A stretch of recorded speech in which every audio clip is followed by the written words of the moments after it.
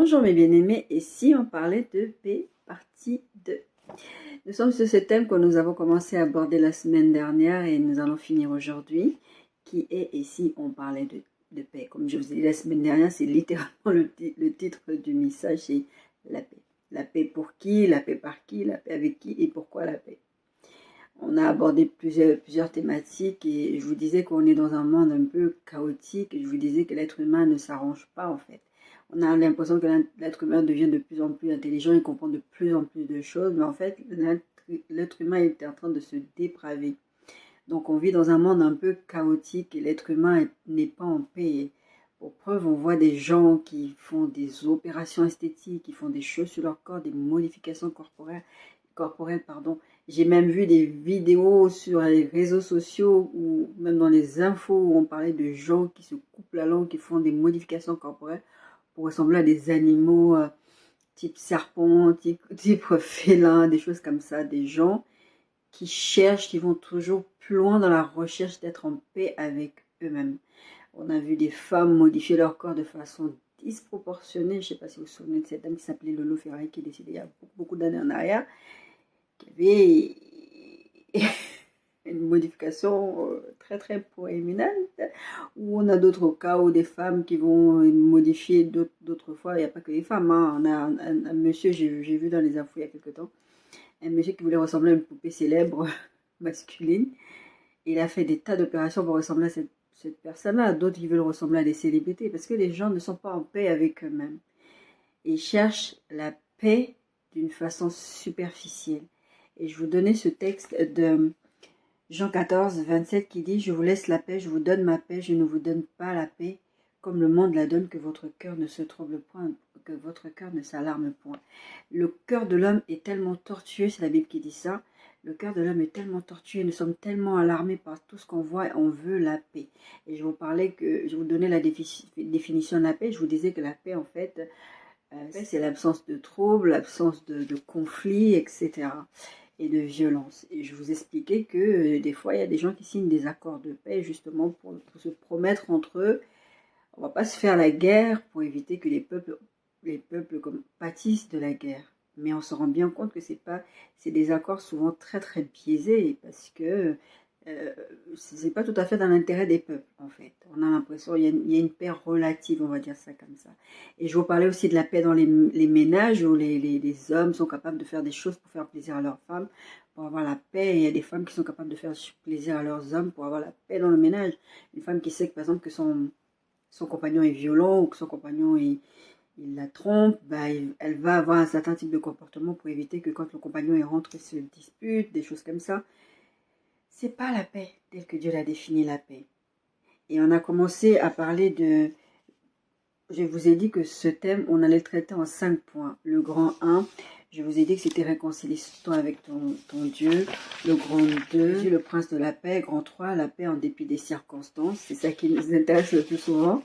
Le grand 4, c'est les artisans de paix. Et le grand 5, c'est la conclusion. Je l'ai compté comme un grand point quand même. Et la semaine dernière, je vous ai dit, avant de parler de la paix dans les circonstances, ce qui nous intéresse en fait, en vrai, il faut d'abord parler de la réconciliation avec Dieu. On est en train de parler de la paix pour qui, la paix pourquoi, la paix avec qui. Mais la première personne avec qui l'être humain est censé avoir la paix, c'est la paix avec Dieu. Parce que Dieu est juste. La Bible dit que Dieu est juste. Et Dieu, on sait que Dieu est juste. Et Dieu, en fait, il punit. Il faut que sa justice fait qu'il faut qu'il punisse l'iniquité. La première iniquité, c'est la séparation de l'homme avec Dieu. La première chose, c'est que l'homme est né pécheur parce qu'Adam et Ève ont péché au jardin d'Éden. Il fait que l'homme est automatiquement séparé de Dieu et qu'il faut maintenant que l'homme fasse ce choix d'accepter Jésus-Christ comme sauveur et Seigneur. On a parlé du prince de paix pour être réconcilié avec Dieu. Parce que le fait est que l'être humain ne mérite pas le ciel, ne mérite pas le royaume des cieux, ne mérite pas le ciel. Et pour aller au ciel, il faut se réconcilier avec Dieu. Et pour se réconcilier avec Dieu, il faut passer par la croix, donc par Jésus-Christ qui est mort à la croix. Et on a parlé beaucoup là-dessus la semaine dernière. Et on a vu que Dieu, en fait, il s'est donné à travers Jésus-Christ pour pouvoir amener cette réconciliation, parce que nous, ni par nos œuvres, la Bible dit ni par force, ni par intelligence, mais par son esprit. Et on a parlé du Saint-Esprit justement qui nous attire vers Dieu, qui est celui qui fait le travail de nous convaincre de péché et de nous emmener vers Dieu. Donc la première chose à faire, mes bien-aimés, réconcilie-toi avec ton Dieu. D'accord? C'est pour les païens comme pour les chrétiens. Il y a des chrétiens qui font la tête à Dieu parce qu'ils sont dans des problématiques et parce qu'ils pensent que Dieu les a abandonnés pour faire se retirer de la main de Dieu. Moi, j'ai connu quelqu'un il y a quelques années en arrière dans une ancienne église. Il venait d'une autre mouvance et il était tellement harcelé. On lui disait, mais si tu changes d'église, tu vas mourir, il va t'arriver ci, il va t'arriver ça. Il avait tellement peur.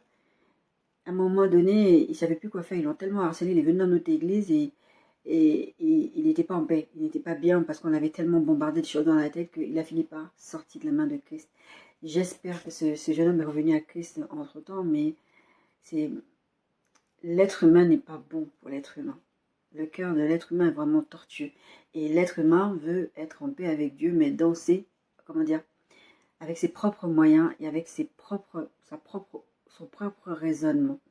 Si ça ne tenait qu'à l'être humain pour être en paix avec Dieu, il ferait des choses. Comme ça, Dieu l'accepte, en fait, en tant qu'enfant, en tant que sauvé. Mais non, on doit faire les choses à la façon de Dieu. Dieu est juste et nous méritons, la Bible dit que le châtiment que nous méritons est tombé sur le châtiment qui donne, et le verset exact, c'est le châtiment qui donne la paix est tombé sur Jésus, en fait, est tombé sur lui. Nous étions dignes du châtiment, de la séparation de Dieu et de l'enfer. Et Dieu, il est venu vers nous à travers Jésus-Christ. Et il a donné son esprit, et c'est le Saint-Esprit qui nous convainc de péché, et qui nous convainc de justice, et qui nous convainc que là, non, t'es pas sur le bon chemin, en fait. Et en faisant ça, on sort de la colère, parce que Dieu est en colère contre nous, parce qu'on est séparé de lui. Quand on est séparé de Dieu, la colère de Dieu tombe sur nous. Mais à travers le sang de la croix, à travers le sang à la croix, qui a été versé à la croix, nous ne sommes plus sous la colère, en fait. Nous ne sommes plus sous la malédiction, pour ceux en tout cas qui acceptent. Donc le message de la semaine dernière, la première partie, que je relis et je réitère cette semaine, commence déjà par te réconcilier avec ton Dieu. Tu peux penser que ta vie, elle est bien et que tu n'as rien à faire, parce qu'il y a plein de gens comme ça. Moi, je connais des gens comme ça. Ma vie, elle est bien, j'ai pas besoin de Dieu, je travaille, je gagne bien ma vie. J'ai pas besoin de Dieu. On va se retrouver devant le Seigneur. J'avais fait ce message, mais pas en prédication vidéo, parce que c'est des messages, je vous dis, je vous prêche depuis très très longtemps. J'avais fait ce message que j'avais envoyé soit par un mail, soit par SMS, je ne sais plus. Je disais, je crois que c'est plutôt sur Facebook et par mail que j'avais fait ça. Je disais, le déni de grossesse, et je pense que je vous reprêcherai dessus précisément encore. Le déni de grossesse, en fait, c'est une femme, en fait, elle est enceinte. Son corps, tous ses hormones disent qu'elle n'est pas enceinte. Elle refuse. Et on parle de déni partiel et déni total. Le déni partiel, c'est tu connais, en fait, tu te rends compte que tu es enceinte un peu plus tôt dans la grossesse. Le déni total, c'est vraiment tu arrives à l'accouchement. Le déni partiel, c'est à partir de, je sais plus si c'est à partir de 5 mois ou un peu avant, ou 3 mois, je sais plus. En tout cas, le déni partiel, c'est tu te rends compte que tu es enceinte avant, bien longtemps avant. Et le déni total, c'est vraiment tu arrives à l'accouchement, j'ai mal au ventre, je sais pas, est-ce que je suis pas en train de faire une appendicite? Et tu arrives à l'hôpital, mais madame, la tête est en train de sortir. Et le fait que tu aies dénié, que ton corps est dénié, c'est vraiment fascinant. Je me suis intéressée à ce sujet aussi. C'est vraiment fascinant. Le corps a réagi. L'enfant, il s'est positionné le long de la colonne. La colonne, en fait, le long comme ça, en longueur, au lieu de se positionner comme il est censé se positionner. La personne a vécu, a fumé, si elle fumait, vécu. Mais ça n'empêche pas qu'à un moment donné, quand le bébé doit sortir, le bébé, il sort. Le fait que tu aies dénié la réalité de la grossesse, le bébé, il va venir. Le fait de dénier l'existence de Dieu, de nier l'existence de Dieu, de nier l'existence de Jésus. Enfin, historiquement, Jésus a existé. Je vous ferai peut-être un message là-dessus bientôt. Jésus est vraiment venu sur cette terre, il a vraiment existé. Et les grandes religions le reconnaissent d'ailleurs.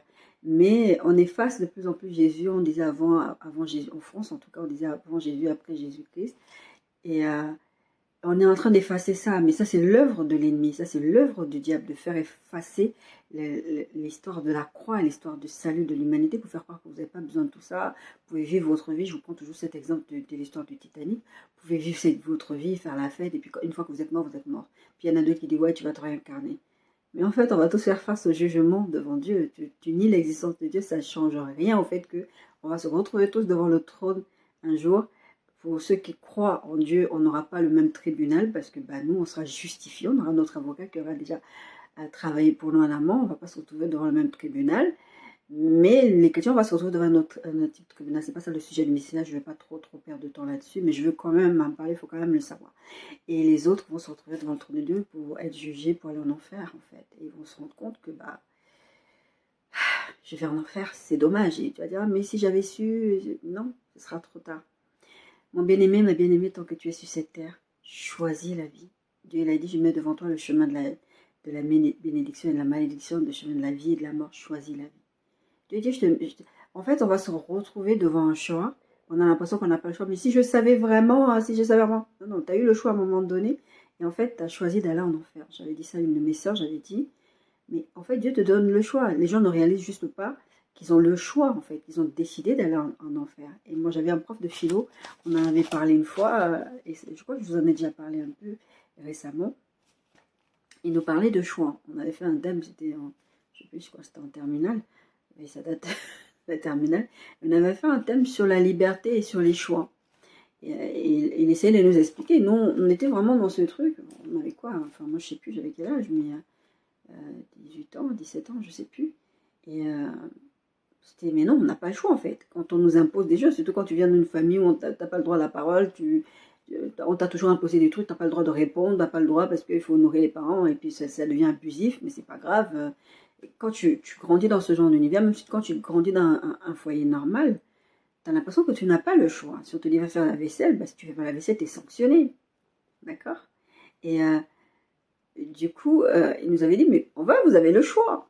Selon la décision que vous allez prendre, vous allez, oui, effectivement, être sanctionné, mais vous avez fait le choix d'être sanctionné, en fait. Et ça ne veut pas matcher dans notre tête, parce qu'on ne peut pas accepter l'idée que si je refuse de faire quelque chose, je vais être sanctionné. Mais en fait, c'est ça avec Dieu. Tu as le choix. Tu as le choix d'aller en enfer. C'est la sanction, parce que Dieu est juste. Et il ne peut pas dire, bon, lui, il a été gentil, il a aidé les SDF. C'est parce que c'est pas ça. C'est pas ça le critère de Dieu. Le critère de Dieu, c'est la croix. Et je vous prends souvent cet exemple que je vous dis. Nous, avec nos péchés, nous, avec nos malédictions, ça, c'est nous, et ça, c'est Jésus-Christ, et il nous couvre, en fait. Il fallait un sacrifice parfait, d'accord? Et en deuxième, on a vu Jésus, le prince de paix. Je ne vais pas revenir sur le prince de paix, parce que bon, on a dit que c'était lui, c'était grâce à lui qu'on n'était plus sujet à la malédiction, qui est le châtiment qui donne, je ne vous ai pas donné ce verset-là, mais j'y pense maintenant, que le châtiment qui donne la paix est tombé sur lui, en fait. Et ensuite, on a dit que il est le prince de paix. Ensuite, on a parlé de la paix en dépit des circonstances. Et c'est là que je vous expliquais un peu que devant les situations où vous ne pouvez pas, en tant qu'enfant de Dieu, maintenant que vous êtes réconcilié avec Dieu, comme je disais tout à l'heure et comme je l'ai dit la semaine dernière, il y a des chrétiens qui doivent vraiment se réconcilier avec Dieu. Ils disent chrétiens, mais ils doivent vraiment se réconcilier avec Dieu. Et je vous disais que il y a des circonstances de la vie qui font que vous êtes en colère contre Dieu. D'accord? Moi, je vis, par exemple, dans ma vie de tous les jours, dans ma santé, des fois, je craque parce que c'est difficile. C'était quand j'ai fait un malaise hier. J'ai fait un malaise hier. Et des fois, t'en as juste marre. T'en as marre d'avoir mal. T'en as marre de souffrir. T'en as marre d'être dans des émotions un peu compliquées. Et tu dis, mais Seigneur, fais quelque chose. Et j'ai eu une période, c'était il y a 2 ans. Ouais, il y a 2 ans. Un peu plus de 2 ans, mais il y a 2 ans. Où vraiment, ça avait été terrible. Financièrement, c'était terrible. Émotionnellement, c'était terrible. Familialement, c'était terrible. Mais vraiment, tout m'était tombé dessus en très peu de temps. Et j'ai vécu des traumas aussi. J'ai ma voisine à l'époque qui s'était immolée. Et je l'ai assistée. J'ai même été convoquée à la mairie. Il y a eu un petit truc, un petit article vite fait. Mais c'était sympa. Mais ce que je veux dire par là, c'est que c'était un trauma quand même. Cette dame, elle était brûlée à plus de 70%, il me semble, 70-80, enfin, je sais pas. Elle était vraiment brûlée grièvement et en fait, son pronostic vital était engagé. Et moi, je l'avais assistée, je l'avais tenue la main et tout, jusqu'à ce que les pompiers viennent. Je l'ai fait parler, j'ai prié pour qu'elle parle et pour qu'elle parle. Mais après, moi, j'ai été traumatisée. Ma fille était traumatisée. Les 3 personnes qui étaient avec nous aussi avaient été traumatisées. Mais les autres n'ont pas touché. Moi, j'ai touché à cette femme parce que je voulais, je me suis dit, si elle meurt aujourd'hui, ça c'était bien avant la prière, enfin, pendant la prière aussi. J'ai dit, si elle meurt aujourd'hui, il ne faut pas qu'elle meure seule. Et il y a quelque chose qui me faisait mal, c'est que je me disais, elle ne peut pas mourir sans connaître le Seigneur. Et j'ai commencé à prier pour elle. Le Seigneur m'a rassuré qu'elle n'allait pas mourir. Effectivement, elle n'est pas morte, cette dame, elle est vivante aujourd'hui. Malheureusement, j'ai déménagé de là où j'étais, et donc je l'ai laissée là-bas. Mais en tout cas, ça m'a créé un trauma qui a fait que, bon, j'étais très en colère contre Dieu. J'étais dans une relation amoureuse où le Seigneur m'a montré que c'était la bonne personne. Et ça se passait très, très, très mal. Et vraiment, j'étais en colère contre Dieu. Je me suis dit, ça sert à quoi la foi? Ça sert à quoi d'être réconcilié avec Dieu? Si c'est pour souffrir des choses comme ça. Je vous renvoie à toutes mes vidéos où je vous ai parlé, enfin, de la vidéo où je vous ai parlé de la bénédiction éternelle qui fait sus d'aucun chagrin, parce qu'on a tendance à croire qu'en étant chrétien, on ne va pas souffrir. Et d'ailleurs, c'est pour ça qu'on est en train de parler de paix aussi. Et ça a été compliqué. J'ai arrêté de prier, j'ai arrêté de lire la Bible. J'étais vraiment très, très en colère. Et le Saint-Esprit est tellement extraordinaire, le Saint-Esprit est tellement bon qu'il m'a rattrapée à ce moment-là. Il m'a rattrapée. J'étais arrivée à un moment où ça faisait des années que je n'avais plus pensé à la mort, à me donner la mort. Que je suis arrivée encore à repenser à ça. Qui a fait que j'avais dit au revoir. J'ai dit au revoir. J'ai appelé le père de ma fille, je lui ai dit, tu prends soin de notre fille. Je parle de ça, ça me fait super mal. J'ai dit, tu prends soin de notre fille. Pardon. Et je lui ai dit, tu prends soin de notre fille et tu t'en occupes. Et je voulais pas le dire à ma fille. Mais ma fille a fini par comprendre. Je sais pas comment, mais elle a compris. Bon, après, voilà. Elle m'a dit, fais pas ça, maman. Et j'étais là, je regardais ma fille. C'était la première fois de ma vie, je crois, où je regardais ma fille et ça ne me... Je me suis pas dit, regarder ma fille va m'accrocher à la vie. Non. Parce que ça n'a jamais été vraiment le cas, en fait. Le Seigneur m'a toujours permis de m'accrocher à la vie. Le fait d'avoir un enfant, c'est vrai, ça te donne un but, ça te donne des choses à faire, mais ce n'est pas ça qui m'accroche à la vie. C'est ma relation avec Dieu qui m'accroche à la vie. Et à ce moment-là, je me suis dit, si je n'ai même plus ça, si je n'ai plus confiance en Dieu, si je n'arrive plus à avoir foi dans l'œuvre de la croix, ça ne sert à rien, autant que je meure. Et j'étais prête à assumer. Pour vous dire même la semaine passée, je vous disais, on est des insensés des fois. Hein. Pour vous dire à quel point j'étais vraiment une insensée. Je suis désolée, je suis un peu longue là-dessus alors que c'était pas prévu. J'avais juste l'intention de continuer, mais c'est important de dire les choses. Ça sert à rien de faire semblant. On est entre nous, on est chrétiens, on se dit ouais, la foi, on donne des exhortations, mais on vit des choses difficiles. Donc moi qui suis en train de vous prêcher, ne pensez pas que ma vie est super et que tout se passe bien dans ma vie. J'ai toujours le sourire, je suis toujours bien dans ma peau parce que en général, je suis plutôt bien dans ma peau parce que le Seigneur. Si je n'avais pas le Seigneur, souvent je me pose la question, si je n'avais pas le Seigneur, j'aurais fait comment? Et j'étais prête à partir. Et j'étais tellement insensée que je me suis dit, tant pis, je vais aller en enfer. Tant pis, je m'en fiche. Là, à ce moment-là, rien à faire. Et j'ai vécu d'autres trucs. Et puis, ça a été compliqué. Le Seigneur m'a rattrapée. Le Seigneur m'a rattrapée au bon moment. Parce que ça s'est passé. Ma voisine, elle s'est immolée. C'était au mois de janvier. C'était exactement le 6 janvier 2021. Et au mois de mai, mon cousin est décédé. Mon cousin que j'ai gardé, que je l'ai vu grandir. Bon, après, j'ai déménagé et tout, mais il était chez moi, on était tout le temps fort ensemble et il décède dans un accident. Et là, j'ai craqué, certes, mais j'étais fort dans ma foi parce que le Seigneur m'avait rattrapé précédemment. Donc j'étais tellement accrochée à Dieu, j'ai dit, Seigneur, je ne peux plus lâcher ta main, je ne peux plus jamais faire ça. Tu m'as sorti de tellement loin, de la dépression des années en arrière, de la mort qui rôdait sur moi, que je ne peux plus revenir en arrière. Et donc, ça m'a rattrapé. Donc, c'est important que vous êtes dans des circonstances. Je vous donne ce témoignage-là pour vous dire que les circonstances de la vie font que. Et il se trouve que vous pouvez avoir un enfant, vous n'avez plus rien à lui donner à manger, vous ne savez pas comment vous allez l'habiller, vous ne savez même pas comment faire la rentrée. C'est des réalités dans lesquelles nous sommes. Vous avez un boulot, on va vous licencier, on va vous harceler au travail, on va vous faire tout plein de choses. Votre femme va vous tromper, votre mari va vous tromper. Encore qu'il y a des gens qui sont très très en paix avec faire des choses comme ça, mais vous allez vivre des choses tellement compliquées. C'est la réalité aussi dans laquelle on est. Enfin, je vous ai fait ce message sur la réalité et la vérité. La réalité, c'est ce que tu vis. Je veux dire, tu ouvres ton compte, il n'y a pas d'argent dedans, c'est la réalité. Mais la vérité, c'est ce que le Seigneur Dieu dit, c'est qu'il pourvoit à tes besoins, il prend soin de toi. Et toutes ces choses-là, il faut se les rappeler, ces choses-là. Et c'est comme ça qu'on va garder la paix dans les circonstances. Moi, je sais, par exemple, quand j'étais à l'époque en région parisienne, et je le fais toujours, hein, mais c'est juste que je sors moins, parce que difficilement la santé, tout ça. Mais... Et puis déjà, je suis très casanière pour commencer.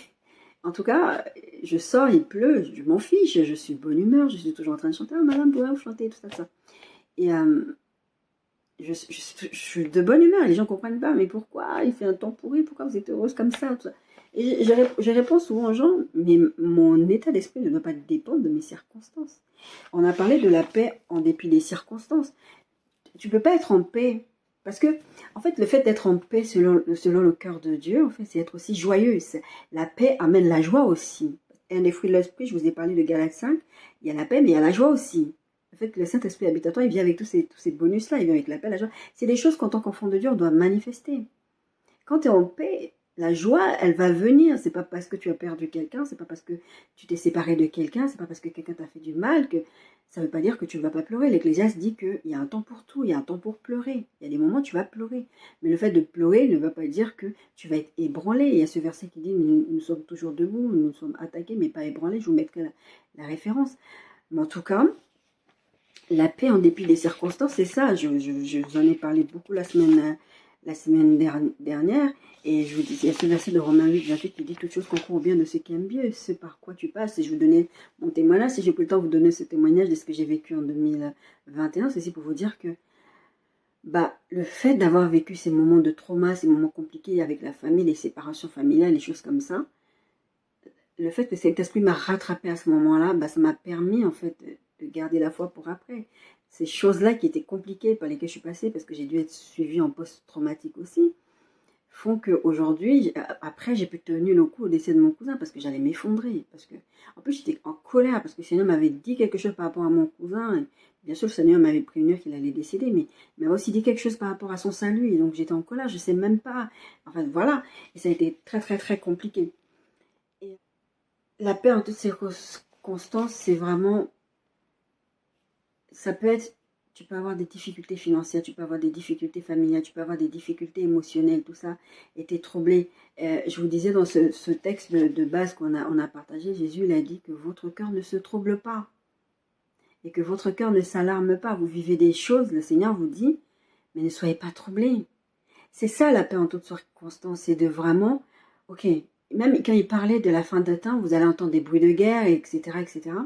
Il dit, mais ne vous troublez pas. C'est que le début des souffrances. Et Jésus, je vous disais la semaine dernière, il nous a promis des souffrances. Il ne nous a pas promis que tout va bien se passer. Lui-même, il a dit, moi, je vais apporter l'épée. Il y aura des séparations parce qu'à un moment donné, il faudra choisir. On a parlé la semaine d'avant du fait d'appartenir, de livrer et de... Je suis toujours avec ce truc de liblé.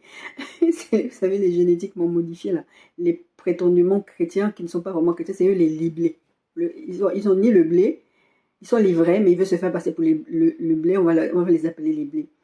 Et sincèrement, Jésus dit, je suis venu séparer. Il a même dit, je vous ai lu le verset la semaine dernière, il a dit, mais on va vous persécuter à cause de moi. Donc, si c'est ça votre paix, que vous n'ayez pas de problème, il y a des gens qui ne veulent pas entrer dans le combat spirituel, qui ne veulent pas dénoncer les actions de Satan dans leur vie, parce qu'ils se disent, si je fais quelque chose, Satan va m'attaquer.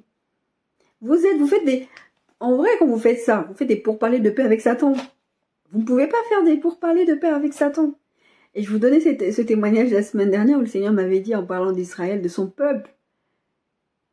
Enfin, de son peuple. Oui, c'est son peuple, mais ce que je veux dire par là, c'est que tout homme, les Juifs ne vont pas être sauvés spécialement parce qu'ils sont Juifs, parce qu'ils sont le peuple qui a été choisi à la base. Non, s'ils n'ont pas accepté Jésus-Christ comme sauveur et Seigneur, ils ne seront pas sauvés. C'est dans ce sens-là que je veux dire ça. Mais il me montre... Je vous parlais en fait, la paix relative. Les gens, ils signent des accords de paix, mais c'est même pas dans l'intérêt.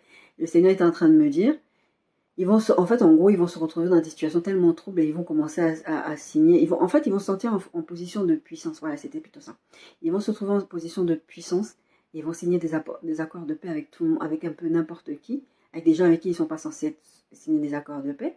Et ils vont se dire, ah, Dieu est avec nous. Et ils vont signer, ils vont croire que c'est ça. Parce que les gens, la paix, c'est ça qu'ils veulent, la paix.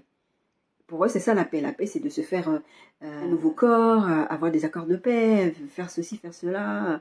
Il y a des gens, par exemple, des messieurs qui vont dire, Moi, tant que ma femme, elle ne sait pas que je la trompe, pour moi, c'est pas la tromper puisqu'elle ne sait pas. Donc, pour lui, il y a un semblant de paix, mais il fait quelque chose de mal. C'est pas la vraie paix, ça. Et donc, il me disait qu'Israël allait faire ça. Et après, il me dit, mais en fait, ils vont se faire avoir parce qu'ils vont croire que je suis avec eux dans ce processus-là et je suis pas dedans. Ne croyez pas que parce que vous avez un semblant de calme, que c'est ça la paix. La paix, en dépit des circonstances, c'est justement dans le trouble, tu dois manifester la paix. Et si tu n'es pas en train de manifester la paix, ce n'est pas un jugement que je suis en train de faire contre vous. C'est juste une exhortation pour vous dire que si vous n'avez pas la paix, si votre cœur est troublé, Jésus vous dit que votre cœur ne se trouble pas et qu'il ne s'alarme pas si vous n'êtes pas en paix. Cherchez la paix. Demandez au Saint-Esprit et il le fera.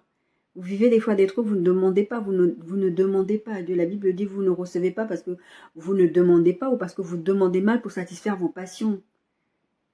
Des trucs comme avoir la paix dans les situations, des fois c'est plus fort que vous n'avez pas la paix. Je ne vais pas vous mentir et vous dire que si vous demandez la paix, vous allez avoir la paix et dans cette séquence-là, quelqu'un est mort, tu auras la paix et ça va bien se passer, tu vas danser et tout. Non, vous perdez quelqu'un de cher, vous perdez quelqu'un que vous avez aimé, le Seigneur vous dit vous séparer. Sincèrement, quand j'étais avec le père de ma fille, j'étais enceinte de ma fille. Ma fille maintenant elle est grande, elle va avoir 17 ans cette année. Le Seigneur m'avait demandé de quitter cet homme. Mais je ne pouvais pas, j'aimais trop cet homme. J'ai dit non, Seigneur, tu dis que dans ta parole, que crois en Dieu et tu seras sauvé toi et toute ta famille et tout ça. Enfin, je lui ai sorti tous les versets dont je me souvenais pour lui dire que, mais Seigneur, ne fais pas ça, je suis enceinte de ce monsieur, tu peux faire en sorte que ça s'arrange. Mais si tu veux être en paix avec Dieu, être en paix avec Dieu aussi, c'est au-delà de la réconciliation de ne pas être sur le chemin de l'enfer, c'est aussi d'obéir à Dieu. D'obéir à Dieu, et c'est l'œuvre du Saint-Esprit, je vous disais la semaine dernière, c'est l'œuvre du Saint-Esprit de vous maintenir réconcilié avec Dieu tout le temps. Et la réconciliation avec Dieu du quotidien, ça passe par l'obéissance. Des fois, Dieu vous demande des choses. Pour être prêt avec lui, vous devez faire ce qu'il vous demande. Ça ne vous plaît pas, ça ne vous plaît pas. Quand le Seigneur me dit, la personne que j'ai choisie pour toi, c'est le père de ta fille, je dis, mais toi, tu blagues. Tu blagues, ça peut pas être lui. C'est difficile parce que, voilà, on a un passif, ça a été compliqué. Mais, à un moment donné, même si c'est difficile, il faut demander de l'aide de Dieu dans les choses. Je ne dis pas que je le fais toujours bien et que ça se passe toujours très très bien, mais je dis que je suis dans ce processus. Nous sommes dans un processus. On est en train de chercher à ressembler à Christ, à atteindre la stature parfaite de Christ. Mais on ne l'atteindra pas sur cette terre. On l'atteindra quand on aura des corps glorifiés. Si le Seigneur vient avant, ou si vous mourrez avant, d'accord? Ou si on meurt avant. Mais en tout cas, on doit chercher à être en paix avec Dieu. Comme je vous ai dit, être réconcilié avec Dieu, ne pas aller en enfer, c'est notre objectif, c'est le ciel, parce que la Bible dit que nous sommes passagers sur cette terre, d'accord? Mais il y a autre chose aussi, c'est être réconcilié avec Dieu au quotidien, c'est obéir à la parole de Dieu. Dieu te dit quelque chose, il dit à Saül, le roi Saül, il dit à Saül, tu ne vas pas voir les nécromanciens, tu ne feras pas ça, mais il dit, ouais, mais on m'a mis la pression, et puis j'allais les consulter, les nécromanciens, mais Dieu t'a dit, et puis Dieu frappe fort, Dieu est méchant. Non. Dieu dit à Adam et Ève, vous ne mangerez pas. Il dit à Adam, vous ne mangerez pas. Adam est censé le dire à Ève. Ève, elle prend le fruit. Adam, il prend, moi aussi je vais manger. C'est agréable à la vue, c'est bon à manger. Comment tu sais que c'est bon, tu ne l'as même pas encore goûté? Et tu désobéis à Dieu. Tu coupes, tu te sépares de Dieu. Je sais que, je pense que c'était important que je revienne dessus. C'est important quand même de revenir ici. Et là, on va aborder le grand cadre qui est artisan de paix. Si on prend l'histoire d'Abraham et de Lot, je n'ai pas...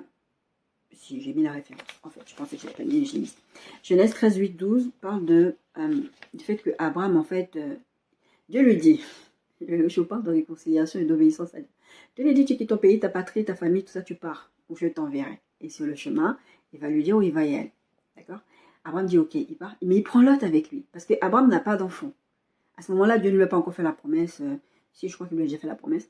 Il a dit, tu vas avoir des enfants, tu seras le père d'une nation, etc. De multitude. Lui, s'est dit, mon petit plan, c'est que c'est Lot. Parce que Lot, c'est mon neveu, donc il va faire office de fils. Dieu lui dit, non, c'est pas Lot. J'ai choisi, c'est toi, tu vas avoir toi un enfant avec Sarah, en fait. Et malgré ça, après, il dit, mais je vais avoir un enfant avec qui mon serviteur va peut-être faire un enfant, alors puisque tu veux pas que ce soit Lot, ce sera mon serviteur. Non, non, non, Abraham, c'est pas ça que tu vas faire. Tu vas avoir un enfant, toi, d'accord, avec Sarah. Mais après, Sarah, non, on veut un enfant, elle va faire l'enfant avec la Sarah. Vous voyez comment on est têtus, nous les êtres humains, on n'aime pas la paix avec Dieu. Il a fait ça jusqu'à ce que Dieu se fâche et voilà. Et à un moment donné, il y a un enfant qui va se retrouver sans père parce que Dieu va lui dire de chasser l'enfant et la mère parce que c'était pas lui l'enfant de la promesse. Et là, on va dire quoi? Dieu est dur? Non, Dieu te demande d'obéir, ne désobéis pas à Dieu, ne mets pas Dieu dans une position. Je vous ai parlé de cette série récemment, je vous disais, ne tentez pas Dieu. Ne mettez pas Dieu parce que vous mettez Dieu dans une position comme là, c'est passé avec Sarah et Abraham, d'aller faire un enfant et vous mettez Dieu dans une position où maintenant il doit réagir. Et un enfant se retrouve chassé et de la présence de son père parce qu'il y a eu une bêtise comme ça. Parce que c'était pas lui l'enfant de la promesse. Et Dieu, il a dit, il a parlé, vous n'avez pas écouté, vous avez fait un enfant, etc. Et là, donc, ça c'était une petite parenthèse. J'aime bien l'histoire d'Abraham et tout ça. Parce que le Seigneur m'a beaucoup exhorté là-dessus en étudiant son exemple de David et d'Abraham et de Élie. Il m'a beaucoup parlé à travers et Job aussi. Il y a des personnages comme ça où Dieu, quand tu traversais il me dit là, t'es comme ça. T'es dans cette saison-là. Et donc, à un moment donné, avant qu'Abraham ne se sépare de Lot, leur cheptel augmente, il a beaucoup de bœufs, et ça commence à créer des querelles. Et Abraham dit, Genèse 3, verset 8.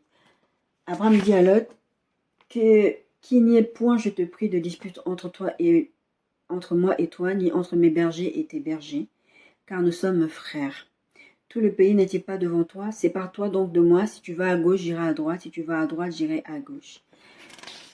Lot leva les yeux et vit toute la plaine du Jourdain qui était entièrement arrosée avant que l'Éternel eût détruit Sodome et Gomorrhe. C'était jusqu'à Tsoar, comme un jardin de l'Éternel, comme le pays d'Égypte.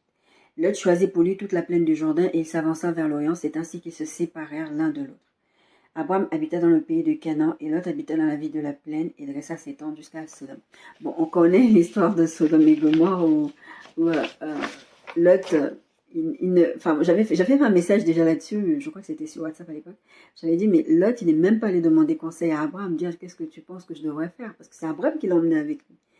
Et Abraham l'a juste dit, voilà, choisis. Et il est parti, bon, il s'est retrouvé à Sodome et Gomorrhe, vous savez. Et Abraham a plaidé pour lui, Dieu l'a sauvé, etc. Mais en tout cas, le texte qui nous intéresse de Genèse 13, 8, 12, c'est pour dire que Abraham s'est retrouvé dans cette situation. Il aurait pu chercher querelle à Lot en lui disant, c'est moi qui t'ai amené avec toi. J'aurais pu te laisser là-bas. J'aurais pu te laisser te démerder tout seul là-bas, pardon pour l'expression. Mais j'étais emmené avec moi. Et maintenant, je t'amène avec moi, tes bergers font la querelle, puis on commence à se disputer, mais ça va pas au bien. Je suis ton oncle quand même. Parce que vous savez, en plus, à l'époque, c'était déjà ça, et même dans certaines cultures, c'est toujours ça.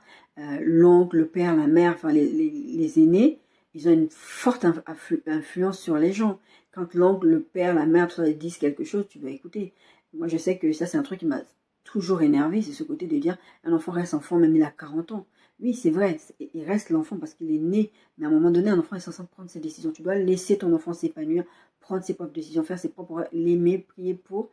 Vous ne pouvez pas imposer vos choix. Vous allez vous retrouver avec des enfants qui vont grandir, qui vont couper les ponts avec vous, qui vont se séparer de vous, qui vont vous haïr, même si vous ne le dites pas, parce que vous les avez tellement imposé des choses que vous n'étiez pas censé les imposer. Je prends même l'exemple de la parole de Dieu, d'amener les enfants à l'église. Quand les enfants sont petits, c'est important de le faire. De les amener ça comme dans un jeu. Vous savez, ma fille, quand elle était petite, à partir de 2 ans et demi, je l'ai allaitée, le temps que je l'allaite, le premier appartement que j'avais, c'était qu'une chambre, c'était un 2 pièces. C'était qu'une chambre. Et à un moment donné, quand je ne l'ai plus allaitée, je l'ai laissée seule dans la chambre. Moi, je suis partie dans le salon pour qu'elle ait sa chambre. Et depuis, ma fille a toujours eu sa chambre. Elle a toujours eu sa chambre. Et je l'ai toujours laissé cette liberté-là d'être dans son univers. Et quand on a déménagé, on est parti d'un appartement, on avait maintenant 2 chambres, c'est-à-dire une chambre pour moi, une chambre pour elle. Je lui ai parlé, je lui ai expliqué les choses. Et je voyais qu'elle laissait traîner ses jouets par terre. J'ai commencé à lui dire, Julienne, mais avec comme un jeu en fait. Je commençais à l'enseigner, il ne faut pas laisser traîner les choses, il faut le débarrasser. Pour vous dire, ma fille, les gens venaient chez moi, ils étaient étonnés jusqu'à ce qu'elle ait grandi et tout ça. Maintenant, j'ai beaucoup plus de difficultés parce qu'elle est adolescente que quand elle était petite. Mais en tout cas, j'ai semé des bases chez elle. Récemment, il y a ma dentiste qui me parlait, qui me disait, et ça m'a fait super plaisir. Au début, je me suis dit, non, elle a une personnalité aussi. Ma fille, elle a une personnalité très très forte, elle est très gentille, elle est très avenante, tout ça, tout ça. La dame m'a dit, non, non, vous l'avez bien éduquée, d'accord? Elle était petite, je l'ai éduquée à ramasser ses jouets parce qu'une fois, je vous assure, je me suis pris. Parce que ma fille, depuis qu'elle est toute petite, elle aime les Playmobil, elle aime les Lego, jusqu'à maintenant. J'ai marché dessus, ça m'a fait super mal, j'ai marché. J'ai dit, ah, viens et tout. J'ai toujours discuté avec elle. Quand elle a eu 2 ans et demi, que je voyais qu'elle ne met plus ses couches, j'ai dit, bah, on va enlever les couches, tu vas dormir sans couches. Voilà, j'ai toujours fait participer à la chose. Maintenant, à l'âge qu'elle a là, si ma fille, bon, on n'a pas d'église pour l'instant, mais si ma fille, elle me dit, je ne veux pas aller à l'église, je ne vais pas lui imposer. D'accord? Vous on est censé être des artisans de paix. Vous ne voulez pas que vos enfants s'éloignent de Dieu, c'est une bonne chose. Mais ne pas vouloir que vos enfants s'éloignent de Dieu, ne pas vouloir que votre frère s'éloigne de Dieu, etc. Et imposer, ou même, je vous parle souvent d'homosexualité, d'insulter les homosexuels, de dire qu'ils vont aller en enfer. Mais vous croyez qu'ils ont envie de connaître votre Dieu? Je vous ai donné récemment le témoignage de ma propre famille. J'étais arrivée à un point où je dis, mais je ne veux pas de votre Dieu en vrai. Vous êtes en train de me parler du Dieu, vous allez à l'église, vous avez des responsabilités au niveau de l'église. Mais je ne suis pas en train de... C'est pas pour les juger, hein. Après, ils font ce qu'ils veulent, mais je n'ai pas envie de connaître votre Dieu. Parce que la façon dont vous vous comportez à la maison, c'est pas ça. Vous ne donnez pas envie aux gens. Le but, c'est pas de caresser les gens dans le sens du poil. Comme je dis, moi, ma fille, je lui ai donné des bases. Je vous ai pris l'exemple des jouets, c'était parce que après c'était devenu un automatisme. Les gens venaient à la maison, mais ta fille, c'est incroyable. Elle se lave, elle plie ses affaires. Je l'ai envoyée chez ma tante. Ma tante m'appelle, elle me dit, mais ta fille, c'est quoi? Enfin, la petite, elle n'a même pas 5 ans. Elle se douche, elle plie ses affaires, elle range bien, elle met son pyjama, elle plie tout. Personne n'avait vu faire ça. Je lui ai donné des bases à cette gamine-là qui font qu'elle a grandi avec moi. Aujourd'hui, c'est autre chose. Elle est grande. Moi, je lui ai toujours dit, ce que je suis en train de t'enseigner, c'est aussi parce que tu vas être dans la société à un moment donné. Tu vas fonctionner avec d'autres gens. Tous les gens avec qui tu vas fonctionner n'auront pas, ne seront pas comme maman. Maman qui t'aime malgré tout. Et tout ce que je suis en train de faire là, c'est parce que demain, tu vas être dans la société. Tu ne vas pas vivre avec moi. C'est important de donner ces bases-là. Mais vous ne pouvez pas imposer les choses aux gens et vous mettez vos enfants en situation de guerre avec vous et vous leur sortez des versets de style, la Bible dit, enfants, obéissez à vos parents. Non. Lot, il avait la possibilité d'utiliser, Abraham avait la possibilité d'utiliser cette autorité-là et de dire à Lot, hé, Lot, c'est moi qui t'ai emmené, déjà, tu vas où je te dis que tu vas et c'est tout. Parce qu'il y a des parents qui font ça, il y a des parents qui refusent par exemple leurs enfants, beaucoup dans la communauté africaine, et il me semble dans la communauté asiatique aussi c'est comme ça, qui refusent que leur enfant épouse une certaine personne parce qu'il n'y a pas assez la dot. Vous allez garder votre enfant ou votre fille, en l'occurrence, longtemps dans la maison parce que le gars, il n'a pas donné assez d'argent. Soyez symbolique. Priez pour vos enfants, faites des choses comme ça. Mais n'imposez pas vos choix. Vous avez eu votre vie. Vos enfants ne sont pas venus au monde pour que vous les traitiez comme du n'importe quoi. Dieu vous demandera des comptes pour vos enfants. Moi, le Seigneur me l'a déjà dit. Donc, je ne dis pas que je suis parfaite comme maman et que je fais tout bien. Je vous dis, c'est le Saint-Esprit qui m'aide à éduquer cet enfant-là depuis le début. Parce que le Seigneur m'a parlé depuis le début. Donc, quand j'ai une problématique avec elle, quand elle est passée par des crises difficiles dans sa vie, je retourne voir le Seigneur. Je dis, mais ton enfant, d'accord? Vous ne pouvez pas imposer aux gens vos opinions, vos avis, vos histoires d'église. Moi, je vois dans mon entourage proche des gens qui s'éloignent de Dieu parce qu'il y a des pasteurs qui font ci, parce que vous, les gens d'église, c'est toujours comme ça. Bon, après ça, c'est leur choix. Comme je disais, je me rappelle ça, j'avais parlé de ça à un camp de jeunes en 2011, je leur avais dit, vos parents peuvent être ce qu'ils sont. Mais la plus belle chose qu'ils vous ont donnée, c'est la parole de Dieu. Vous vous éloignez de Dieu parce que vos parents sont ceci, parce que vos parents sont cela, mais vous rendrez compte à Dieu pour vous-même. Eux, ils rendront compte aussi pour eux-mêmes. Dieu leur demandera aussi de compte pour la façon dont ils vous ont élevé, mais vous rendrez compte pour vous-même. D'accord? On est censé être des artisans de paix, en vrai. Le but, c'est toujours de faire la volonté de Dieu.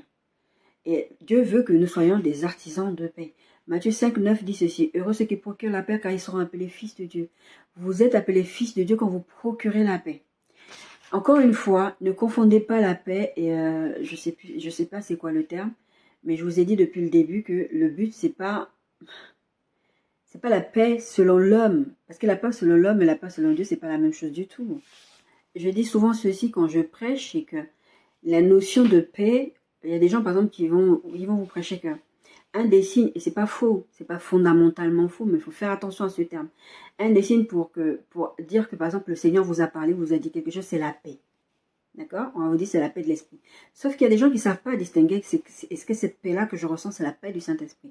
J'ai déjà vécu des fois vous allez vivre la paix, ce qu'on appelle la paix surnaturelle de Dieu. C'est la paix qui dépasse toute intelligence. Je vais vous lire le verset. C'est Philippiens 4 qui parle de ça. Mais je vais prendre la partie du verset 6. Et d'ailleurs même bien avant.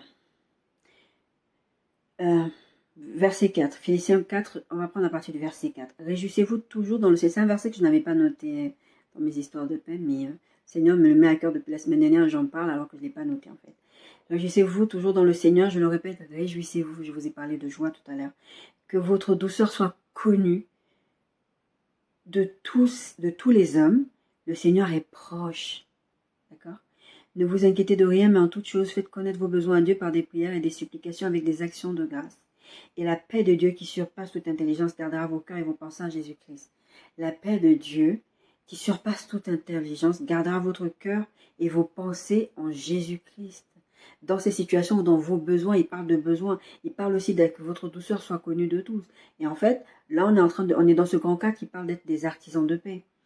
Tout ça, ça fait partie du même moule, de la même chose, de dire que on doit être bien avec le Seigneur, on doit être bien avec les autres, on doit être en paix avec les autres. Mais encore une fois, comme je vous dis, c'est pas une paix humaine. Et quand je vous parlais tout à l'heure de la paix de l'esprit, il y a des gens, en fait, ils ne sont pas dérangés de vivre dans le péché, de vivre certaines choses. Et ça ne les dérange pas, ils sont en paix. Et donc, la paix n'est pas un signe, n'est pas le seul signe auquel vous devez vous fier pour vous dire que ça va. Je parle bien dans le cadre des décisions, dans le cadre d'être artisan de paix. Être en paix avec les autres, c'est pas aussi accepter tout et n'importe quoi pour être en paix avec les autres. Quelqu'un que tu sais, par exemple, va venir voler chez toi. Je prends souvent cet exemple dans le cadre du pardon. Tu sais que la personne, c'est un voleur.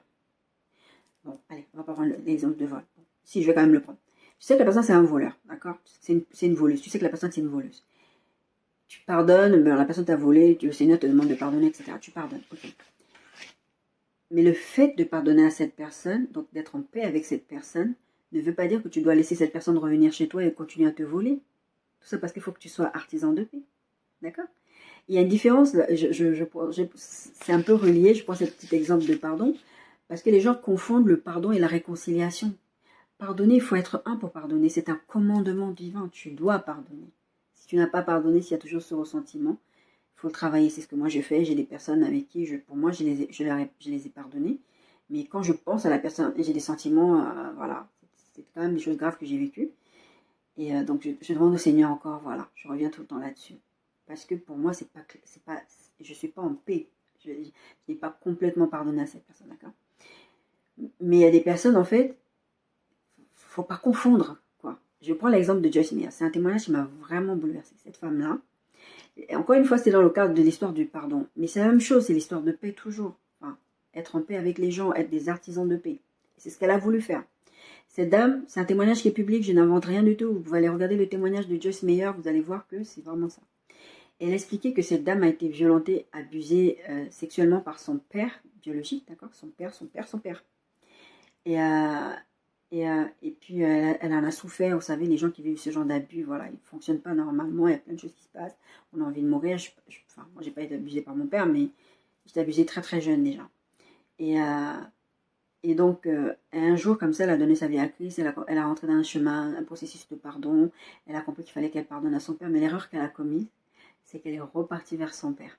Elle pouvait repartir voir son père et lui dire « je te pardonne » et ça s'arrêtait là. Mais elle est repartie, elle a refonctionné avec son père. Et entre-temps, elle était mariée, elle avait, je crois, il me semble qu'elle a 2 filles. Je me souviens plus bien de l'histoire, mais en tout cas, elle a au moins une fille. Il me semble de mémoire, elle a 2 filles. C'est tous des adultes mariés maintenant, ses enfants. Et elle s'est réconciliée avec son père, ils ont recommencé à parler, etc. Et comme elle était vraiment dans ce truc d'être artisan de paix, elle est partie un jour comme ça, la confiance s'est réinstallée avec son père, elle a pardonné à son père, ça se passait bien, elle était super contente. Elle a laissé son père avec ses filles. Et son père, bien sûr, il a abusé ses filles. Être artisan de paix, ce n'est pas accepter tout et n'importe quoi et ne pas avoir le discernement. D'accord? Dieu nous demande d'avoir le discernement. Elle n'a pas discerné et ses filles ont été en danger.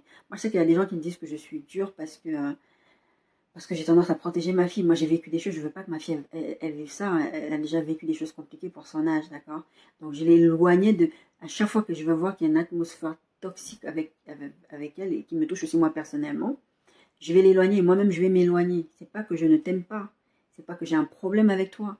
C'est que je vais me protéger. Je ne peux pas continuer dans les cycles toxiques. À un moment donné, c'est pas ça être artisan de paix. Vous pensez qu'en faisant ça, vous êtes des artisans de paix. Vous pensez qu'en faisant ça, vous faites la volonté de Dieu. Mais non, parce que demain, il va vous arriver quelque chose, il va arriver quelque chose à vos enfants. Vous allez avoir l'impression que c'est de la faute de Dieu. Vous allez reprocher à Dieu, mais Seigneur, j'ai voulu faire ta volonté. Non, il ne faut pas tout mélanger. Proverbe 12:20 dit ceci, la tromperie est dans le cœur de ceux qui méditent le mal, mais la joie est pour ceux qui conseillent la paix.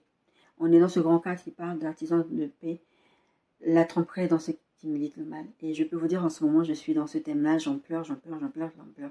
Il y a des gens, vous les aimez, vous êtes les artisans de paix, mais ils ont des mauvaises intentions dans leur cœur. Moi, le jour où le Seigneur m'a parlé d'une personne particulièrement proche de moi, le Seigneur me disait, mais cette personne a la haine dans le cœur. Et j'ai la haine quand même.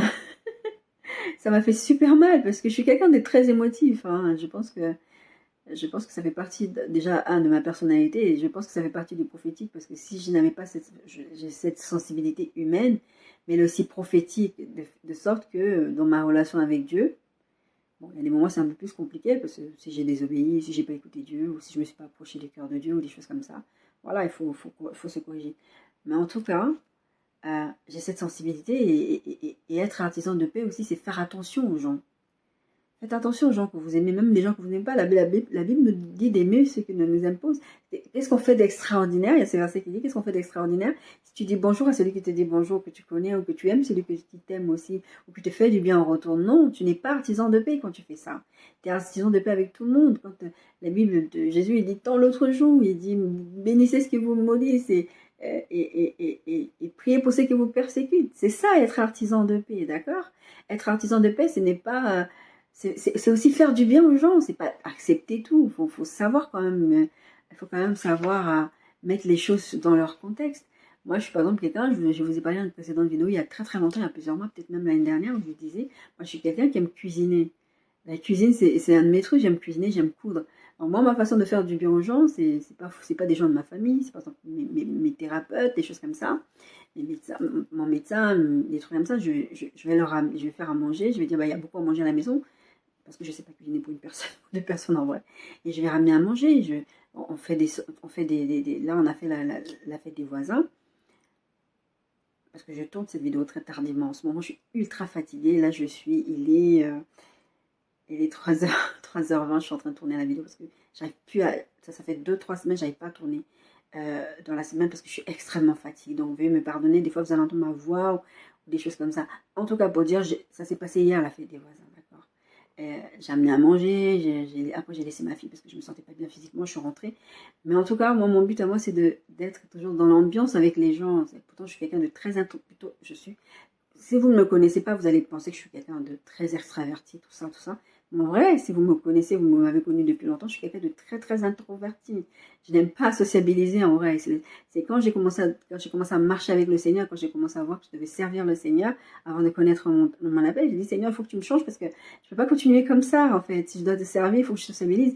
Donc les gens ont l'impression que c'est une facilité chez moi, mais ça, c'est encore l'œuvre du Saint-Esprit. J'étais pas comme ça, j'étais une vraie sauvage. Les gens me disaient que j'étais sauvage. D'accord? Là, aujourd'hui, je suis en train de vous parler. J'ai passé 2 jours à pleurer, j'étais pas bien. Mais quand je suis dans la présence de Dieu, quand je suis dans les choses de Dieu, bah, j'ai la banane, quoi. Tout va bien, parce que je fais pas semblant du tout. Je suis vraiment... En plus, tout à l'heure, je me dis, mais Nadia, t'as le Seigneur, tu dois servir ton Seigneur, tu dois aller tourner ta vidéo, et voilà, c'est tout ce qui compte. Le reste, qu'on te fasse du mal, qu'on te blesse, ou que tu te sens mal, ou que ton corps, ça va pas... On s'en fiche, c'est pas ça le plus important. Le plus important, c'est de faire ce que le Seigneur te demande de faire. Le Seigneur, ce qu'il nous demande, c'est d'être des artisans de paix. Romains 12, 14, 21. Bénissez ceux qui vous persécutent, c'est le verset dont je vous parlais à l'instant. Bénissez et ne maudissez pas. Réjouissez-vous avec ceux qui se réjouissent. Pleurez avec ceux qui pleurent. Ayez les mêmes sentiments les uns envers les autres. N'aspirez pas à ce qui est élevé, mais laissez-vous attirer par ce qui est humble. Ne soyez point sages à vos propres yeux. Ne rendez personne le mal pour le mal. Recherchez ce qui est bien devant tous les hommes. S'il est possible, autant que cela dépend de vous, soyez en paix avec tous les hommes. S'il est possible, autant que cela dépend de vous. Soyez en paix avec tout le monde. Et encore une fois, je vous dis, je ne sais pas c'est quoi l'autre mot, mais ne confondez pas les choses. Être en paix avec les gens, c'est leur faire du bien, c'est être... c'est éviter vraiment... en fait, demandez au Seigneur de vous conduire. La Bible dit que si vous avez besoin de sagesse, demandez la sagesse à Dieu. Bonjour, au revoir, merci. Moi, je vais vous donner un petit exemple, c'est-à-dire que j'ai été élevée au Gabon. Je suis arrivée en France, j'avais 14 ans, d'accord? Et quand j'arrive ici en France, au Gabon, j'avais l'habitude, on disait bonjour à tout le monde. En fait, tu vas dans la rue, tu croises quelqu'un, tu dis bonjour. Je ne sais pas si c'est toujours comme ça, parce que ça fait vraiment beaucoup d'années que je suis pas allée, il y a vraiment plus de 20 ans. Ouais, même plus de 30 ans. Même plus de 30 ans, je crois. Et quand je suis arrivée en France, bah, je faisais ça. Je vais dans les transports, je croise des gens dans la rue, bonjour, bonjour.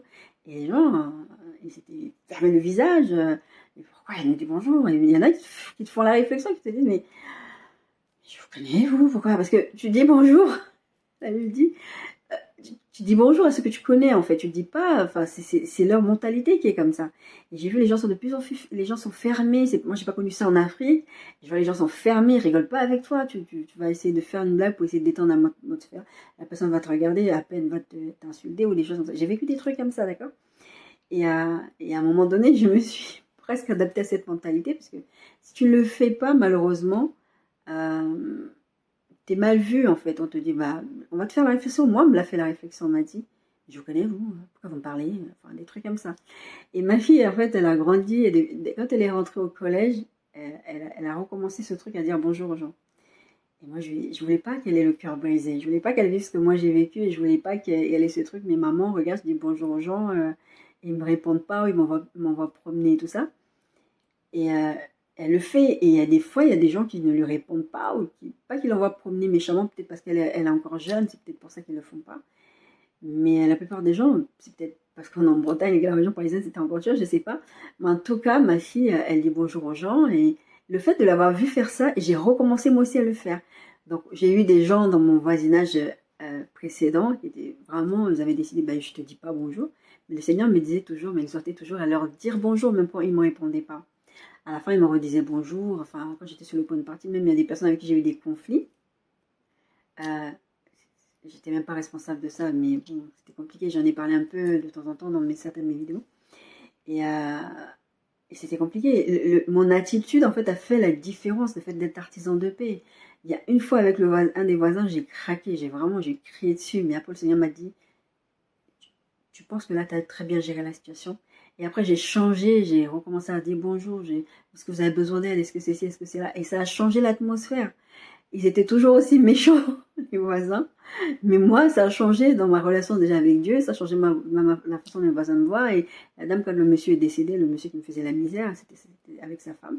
Ah, t'es tellement adorable, tout ça, tout ça. Je dis pas ça pour me lancer des fleurs, mais c'est pour dire que le fait d'être artisan de paix, les gens vous perçoivent aussi autrement. Donc moi, le fait que j'ai revu ma fille faire ça, j'ai recommencé à le faire, et je le fais, et je rentre chez moi, je dis bonjour à tout le monde maintenant, que je ne faisais plus. Je disais bonjour, par exemple, quand je sais que t'es mon voisin ou des trucs comme ça, je vais dire bonjour, c'est la moindre des politesses. Mais en fait, je le faisais plus dans le sens où je croise n'importe qui dans la rue, je disais bonjour. Et maintenant, je le fais. Je vais dans le magasin, je vais dans la rue, je vais à la pharmacie, je marche comme ça dans la rue, je croise quelqu'un, je vais dans le bus, bonjour monsieur. Euh, et puis, et puis en Bretagne aussi, il y a quelque chose, par exemple, dans les transports, je sais que je parle beaucoup trop de ça, mais c'est important d'être des artisans de paix. Dans les transports, ce que je ne vois plus en région, quasiment plus, en tout cas en région parisienne, sauf si ça a changé entre temps, parce que ça fait quand même presque 6 ans que j'habite plus là-bas. Les gens vont monter dans le bus, il n'y a plus beaucoup de gens qui disent bonjour aux conducteurs de bus, aux chauffeurs de bus, aux machinistes. D'accord? Ils le font plus. Et ici, les gens le font encore. C'est rare que quelqu'un monte dans le bus et ne dise pas bonjour au chauffeur. Et non seulement ils disent bonjour au chauffeur, en descendant, merci monsieur, au revoir monsieur. Et ça, c'est aussi un truc qui te donne envie. Et ça fait partie d'être artisan de paix. Artisan de paix, c'est pas faire des grandes choses. Moi, je suis un peu spéciale parce que, bon, je pense qu'il doit y avoir d'autres gens qui sont comme ça, mais moi, artisan de paix, là, c'est dire bonjour, faire du bien aux gens, mais aussi, c'est aller coudre des choses comme ça. Des fois, je croise quelqu'un, je vais à la pharmacie, quelqu'un qui travaille à la pharmacie, je lui dis, ah tiens, voilà, je vais lui coudre un sac, je lui ramène des trucs simples, des tote bags, des trucs, je vous mettrai peut-être des screenshots. Mais il y a beaucoup de choses que je couds, c'est même pas pour moi, c'est pour les gens, parce que j'ai envie de faire du bien aux gens. Et aussi éviter les conflits, tant que la paix dépend de toi, la parole de Dieu, tant que la paix dépend de toi, sois en paix avec tous les hommes. Des fois tu pourras pas, des fois tu seras obligé d'être éloigné parce que tu peux pas, parce qu'il y a des gens, rien que tu les regardes, ils vont te crier dessus. Prie pour ces personnes, le verset dit, ne bénissez et ne maudissez pas, et bénissez ce qui vous persécute. Verset 19, Romains 12, 19. Ne vous vengez point vous-même, bien-aimés, mais laissez agir la colère, car il est écrit, à moi la vengeance, à moi la rétribution, dit le Seigneur. Et je vous ai fait ce message, je vous mettrai en screenshot. Je vous ai fait ce message sur le fait que laissez Dieu garder le silence, laissez Dieu faire la vengeance, et je vous avais donné ce verset.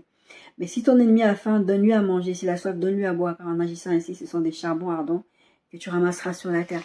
Encore une fois, ce que je suis en train de vous dire là, c'est pas pour me jeter des fleurs, mais je vous donne des exemples, parce que j'ai une de mes sœurs, par exemple, moi, je suis quelqu'un à l'époque, quand j'avais un peu d'argent, quand un SDF me demandait de l'argent, je lui donnais de l'argent. Et j'ai traversé des moments dans ma vie où j'avais pas d'argent, d'accord? Je savais pas comment les aider. Et une fois, j'étais avec une de mes sœurs, Et elle avait pris l'habitude depuis des années, en fait, quand elle voyait un SDF, au lieu de lui donner l'argent, elle a rentré avec elle, par exemple, avec le SDF, au McDo, ou dans les sandwicheries, ou quelque chose, elle lui prenait un petit menu, et puis...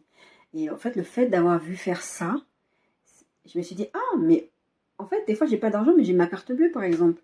Des fois, je peux passer ma carte bleue, en fait. J'avais une carte bleue, bon, voilà. Et donc, j'ai commencé à faire ça. Le fait de voir quelqu'un faire du bien à quelqu'un d'autre, ça amène la bonne humeur. Moi, je sais que quand je rentre dans ma pharmacie, par exemple, bah, elles sont extraordinairement, comment dire, sympathiques avec moi, même si elles sont déjà, c'est des femmes qui sont déjà très, très sympathiques. Mais le fait que moi, j'ai ce côté où je viens, des fois, je leur ramène des trucs cousus, des fois, je leur ramène un petit gâteau, des fois, pour moi, c'est une façon d'être artisan de paix aussi et de parler du Seigneur aussi, de dire bah, Dieu fait ça, Dieu aime les gens. Artisan de paix, c'est aussi ça. Et d'ailleurs, la première chose qu'on doit faire, c'est évangéliser, donner la parole de Dieu aux gens, donner la parole à vos enfants. Je vous parlais d'homosexuels tout à l'heure, au lieu de les condamner, dire mais Dieu t'aime. Dieu n'aime pas ce que tu fais, ce que tu pratiques, mais Dieu t'aime. J'avais fait ce message, je vous ai dit, je crois la semaine dernière, j'avais fait ce message sur Dieu aime les prostituées, Dieu aime les gens de mauvaise vie. Il y a quelqu'un dans les commentaires qui est venu commenter et me dire ah, mais je ne veux pas ton Dieu en fait. Parce que les gens aiment stigmatiser les autres. Aimez les gens. Vous voulez que les gens aiment votre Dieu, réconcilier les gens avec Dieu. C'est ça être aussi artisan de paix. Réconcilier les gens avec Dieu. Priez pour eux parce que des fois c'est dur. Vous priez. Moi, il y a des gens pour qui je prie depuis des années. Je commence à être fatiguée. Mais après, le Seigneur renouvelle aussi mes forces, comme la Bible dit. Et ça fait du bien. Il faut continuer à prier. Être artisan de paix, c'est ça aussi. C'est faire du bien aux autres. C'est parler de la parole de Dieu. Mais sans brusquer les gens. Vous n'êtes pas là pour être en conflit avec les gens. On a donné la définition de la paix. Romains 12, verset 21, on a lu tout ça. Déjà, verset 18, je vous relis ce verset. S'il est possible, autant que cela dépend de vous, soyez en paix avec les hommes. Et verset 21, ne te laisse pas vaincre par le mal, mais surmonte le mal par le bien. Des fois, je vous dis, c'est très très difficile. Je suis dans ça, en plein dedans. Mais je demande toujours au Seigneur de m'aider. Parce que moi, de moi-même, je ne peux pas. De toute façon, Jésus l'a dit. Vous êtes les sarments. Je suis le cep. Sans moi, vous ne pouvez rien faire, en fait. Il faut demander au Seigneur de vous donner cette paix qui surpasse toute intelligence, comme on l'a lu tout à l'heure. Et être les artisans de paix, c'est être appelé fils de Dieu, d'accord? On a vu dans Matthieu 5, 9 tout à l'heure. Hébreux 12, 14, 15. Recherchez la paix avec tous et la sanctification, sans laquelle personne ne verra le Seigneur. Vous qui êtes dans la haine, vous qui êtes dans les envies, qui voulez faire du mal aux gens, qui êtes fâchés contre les gens et qui ne voulez plus parler aux gens, parce que la Bible dit, la paix et la sanctification sans laquelle vous ne verrez pas Dieu. Donc, vous devez être des artisans de paix. Vous ne pouvez pas être des gens qui sont toujours dans des conflits avec des gens où, encore une fois, il faut discerner. Parce que, par exemple, je prends mon exemple personnel, je sais que j'ai souvent eu des conflits avec des gens, mais ça ne vient même pas de moi. Ça ne vient même pas de moi. Je ne dis pas que je suis parfaite, mais ça ne vient même pas de moi. Ça, j'y peux rien. Donc, moi, j'ai fait ma part, et après, tu es comme ça, tu me détestes, tu me hais pour une raison qui t'est propre. C'est toi avec toi. Je ne vais pas venir... je ne vais pas venir me mettre au travers de la route, mais moi, mon but, c'est de faire ma part à moi pour que de l'autre côté, voilà, voilà, il y a des situations, par exemple, avec ma famille. Moi, j'ai toujours dit, mais c'est le Seigneur me dit aujourd'hui, va faire ça, je le fais, il n'y a pas de souci, parce que j'ai pas de haine dans mon cœur. J'ai pas d'envie ou j'ai pas des choses comme ça. Rechercher la paix avec tous. La Bible ne dit pas rechercher la paix avec les enfants de Dieu. Parce que moi, j'ai réalisé, j'allais à l'église, bah, quand je suis sortie de l'église, avec tout ce qui s'est passé, la persécution que j'ai vécue là-bas, je me suis rendu compte que j'avais même pas d'amis à l'extérieur de l'église. Je me suis retrouvée toute seule, en fait, face à moi-même. Heureusement que le Seigneur était là, qu'il y avait quelques personnes autour de moi. Mais en tout cas, tu te retrouves seule et tu te dis, mais qu'est-ce qui se passe? Ça, ce sont des choses qui sont importantes. Nous devons être des artisans de paix. Vous ne pouvez pas voir quelqu'un dans l'église en train de... Aujourd'hui, ça vous dépasse quand vous mettez votre enfant à l'école. Ma fille a vécu le harcèlement. Vous mettez votre enfant à l'école, on le harcèle, on le punit en plus parce qu'il s'est défendu. Ma fille a vécu ça. Et puis, non, vous trouvez ça injuste, mais comment vous pouvez voir... Vous êtes dans l'église, vous pouvez voir quelqu'un maltraiter un autre frère dans l'église. Moi, j'avais une sœur à l'église, en plus, à l'époque, il y a beaucoup d'années en arrière. Elle me faisait la misère, cette fille-là. Mais dès qu'on s'apprenait à elle, je la défendais. Parce que c'était ma soeur dans le Seigneur. C'est ça aussi être artisan de paix. Ça ne veut pas dire que j'étais une carpette et que j'acceptais tout ce qu'elle me faisait. Je lui disais au pasteur. Mais bon, voilà. Moi, une fois, je suis même allée me plaindre. Je dis, Seigneur et tout, regarde, non, Seigneur, mais qui t'a dit que je ne lui parle pas? Donc le Seigneur lui parlait, mais il ne voulait pas écouter. Bon, après, moi, perso, je dois faire le travail pour être en paix avec moi-même, être en paix avec Dieu et être en paix avec elle. Après, si elle veut être dans son attitude, vous ne pouvez pas forcer les gens. Verset Hébreux 12, on a lu, Verset 12, 14, recherchez la paix avec tout et la sanctification sans laquelle personne ne verra le Seigneur. Veillez à ce que nul ne se prive de la grâce de Dieu, à ce qu'aucune racine d'amertume poussant des rejetons ne produise du trouble et que plusieurs n'en soient affectés. On a parlé dans la définition de la paix, c'est l'absence de trouble.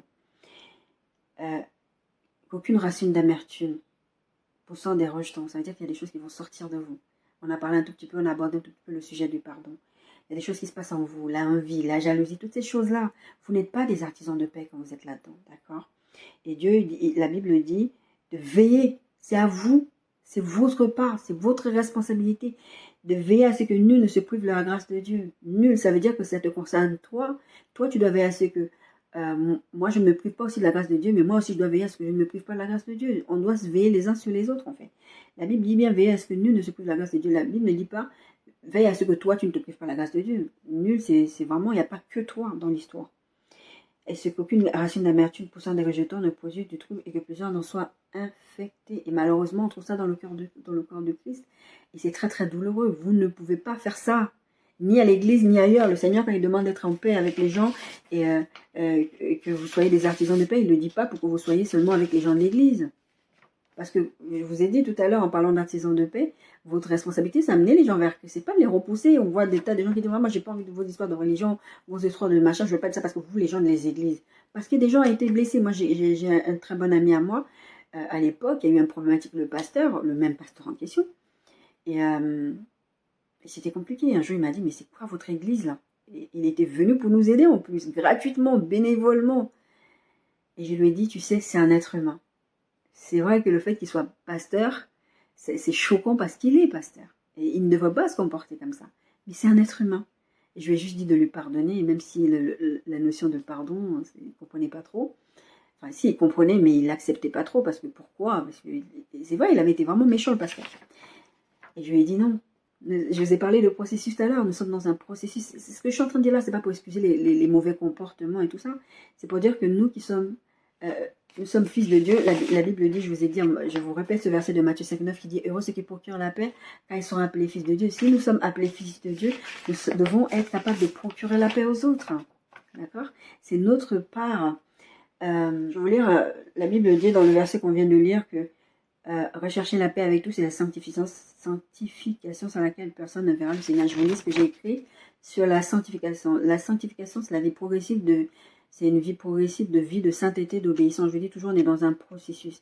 C'est une vie de sainteté, d'obéissance à Dieu, de communion et de communication avec Christ et une vie d'abandon total à l'action du Saint-Esprit. C'est ça la sanctification. Je vous parle souvent d'intimité, mais c'est ça en fait.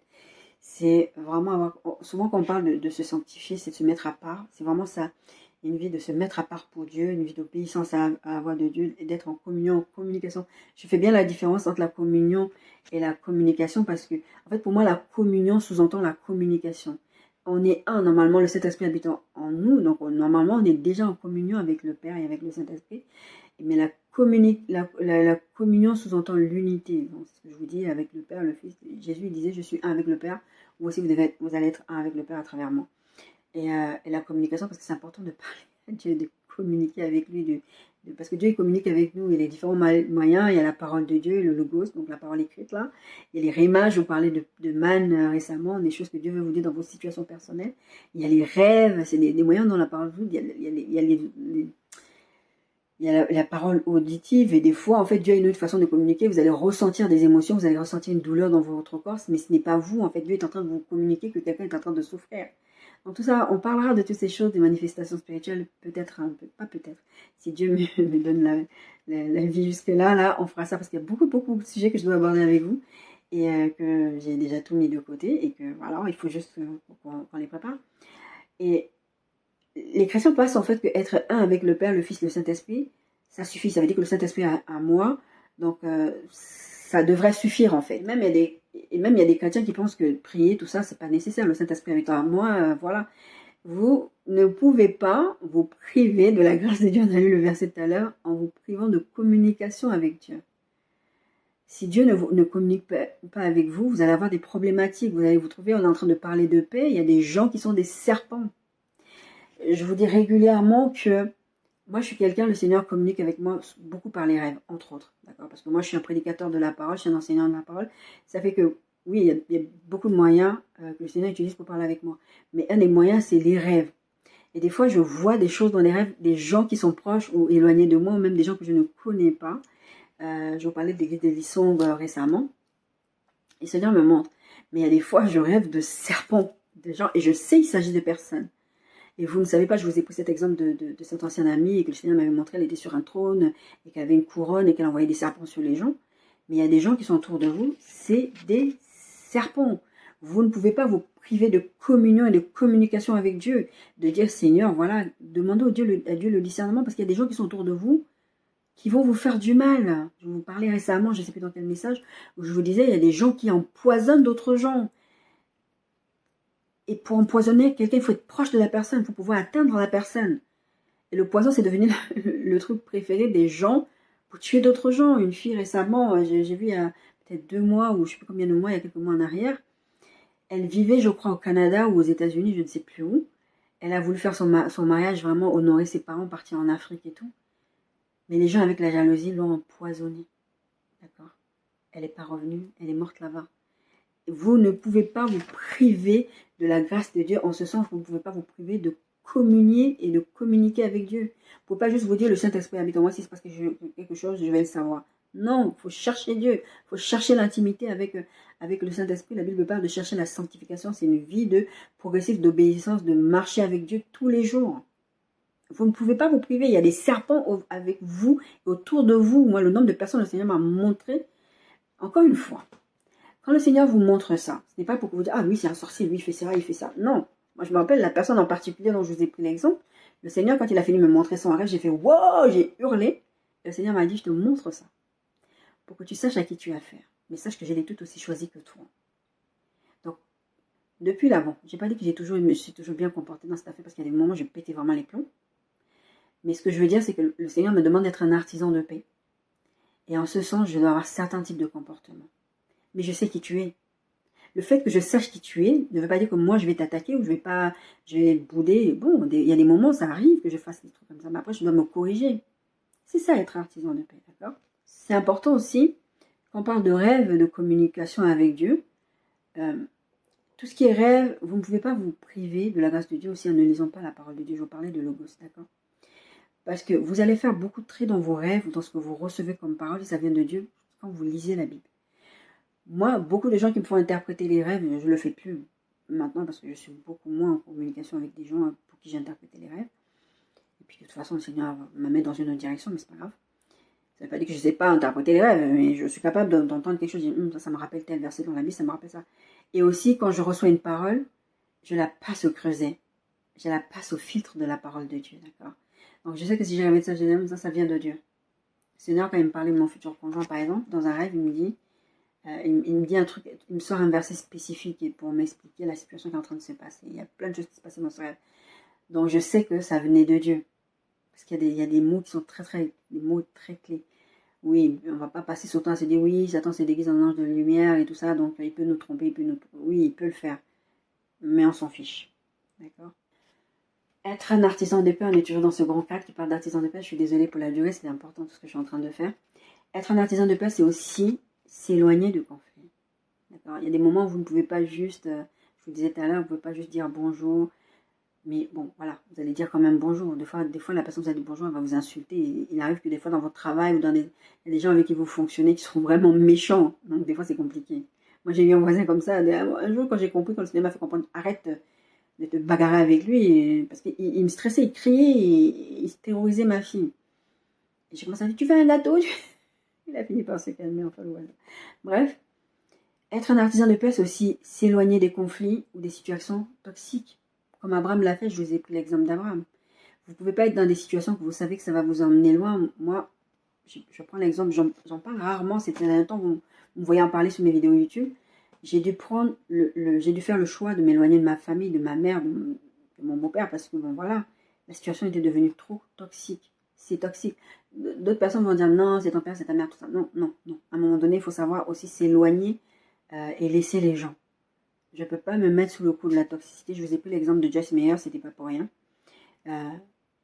Aimer les gens et être en paix avec eux, ça ne veut pas dire les fréquenter ou garder contact. Je vous ai dit ça tout à l'heure. parce que vous risquez votre santé physique, votre santé mentale, et voire même la vie. Je vous ai pris les bons témoignages tout à l'heure, c'est pour ça, cette vidéo elle dure aussi pour ça, parce que j'ai pris longtemps à vous donner ces témoignages, c'était important que je vous en parle. Parce que on ne peut pas juste rester sur des choses qui nous font du bien, soyons artisans des paix, peace and love. Encore, je vous ai dit ce truc-là, ce mouvement-là est très démoniaque. Mais en tout cas, on ne peut pas. On ne peut pas faire les choses juste pour faire plaisir aux gens, pour que les gens se sentent bien et on va en souffrir. C'est pas ça le but. C'est pas ça. Dieu, quand Dieu nous parle d'être artisan de paix, c'est pas ça. Je vous ai donné, c'est quoi être un artisan de paix. Et je vous ai donné tout un tas d'exemples. C'est pour ça que j'ai pris le temps de faire tout ça. Nombre 6, 22, 27. L'Éternel parla à Moïse et dit ceci. Parle à Aaron, à ses fils et dit, vous bénissez ainsi les enfants d'Israël, vous leur direz. En vrai, ce que je veux vous lire, ce que vous devez retenir en conclusion. Nombre 26, 24 à 26. Que l'Éternel te bénisse et qu'il te garde. Que l'Éternel fasse luire sa face sur toi et qu'il t'accorde sa grâce. Que l'Éternel tourne sa face vers toi et qu'il te donne la paix. Soyez bénis.